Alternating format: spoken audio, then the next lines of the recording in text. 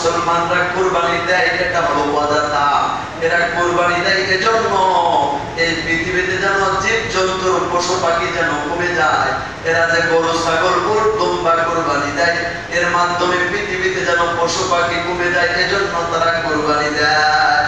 কিন্তু না, আল্লাহ পাক বলেন আমি যেটা মানুষের জন্য দেব, মানুষ যদি আমার নিয়ম আদায় করে, যেমন মানুষ যাকাত আদায় করলে তার সম্পদ বেড়ে যাবে, সে যদি কুরবানি করে আমার উদ্দেশ্য করে তাহলে তার কোনোটাই কমতি হবে না।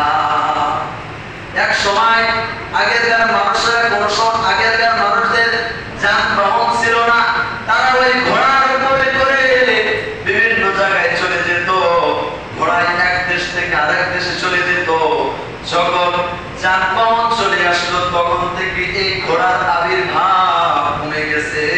এখন কিন্তু আমরা ঘোড়া কিন্তু সমাজে সব জায়গায় খুঁজে পাই না।